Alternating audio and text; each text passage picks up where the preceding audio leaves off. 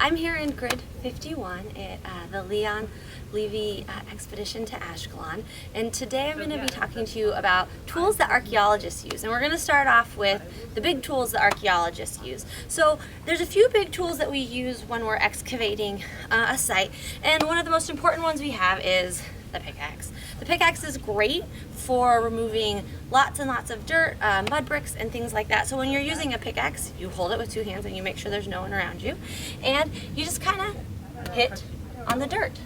Now, if there was more here to pickaxe, I'd be lifting it higher above my head, and you can do that. You can lift it up, not above your head, but like right in here, and you just kind of pickaxe away at the dirt, and it makes the dirt fall away.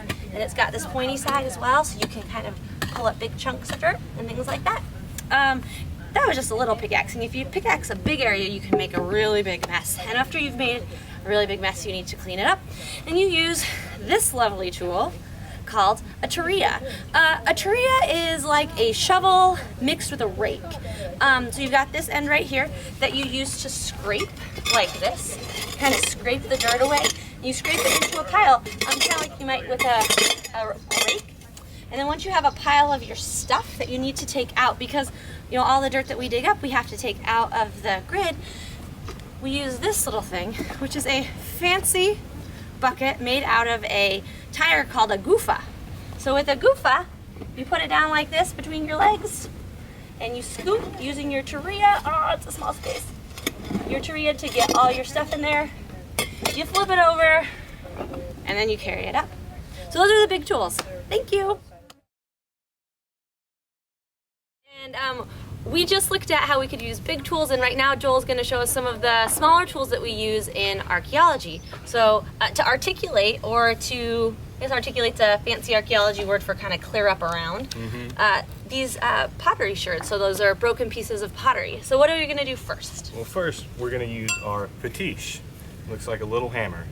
And what we'll do is knock away some dirt, just like this, So use to nice, expose these pot sherds. yeah, nice gentle tapping. Nice gentle tapping. You don't want to slam anything down because you could break it. Yeah. That's not good.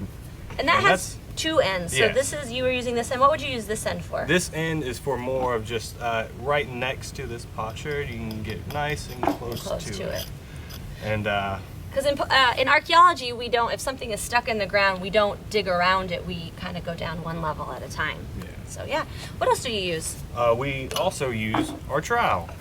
This is for scraping away dirt at There you go. any level, it seems. You can more fine than the trowel that we have, or excuse me, the patiche. Yeah. Yes. And some of you might have seen these at home, maybe in your garden. One of the big differences between the patiches we have here and the ones you have at home would be size, and then, the trowels we have here and the trowels you have at home are the size, and then also they're a little pointier.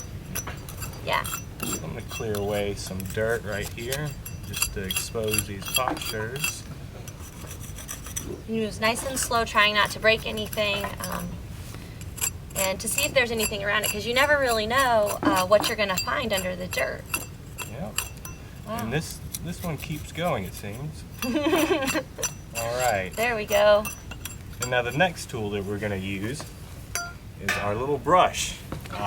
If you can see the pot sherd, you can tell that there's dirt all over it. And we can't really see it too well, so what we'll do is brush it away. And one of the funny things archaeologists always say is clean the dirt, clean the dirt.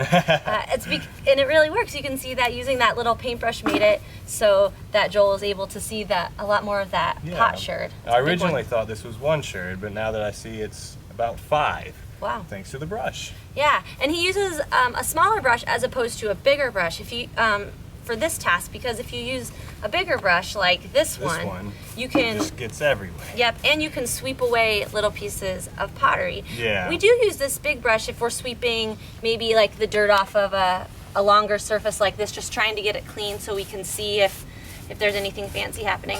And then you can see, just like the brushes you have at home, we use a dustpan here too, just to collect the dirt, because remember, all the dirt has to leave the area we're working in so that we can find new and more exciting things. Yeah. All right, thank you so much, Joel. Not a problem.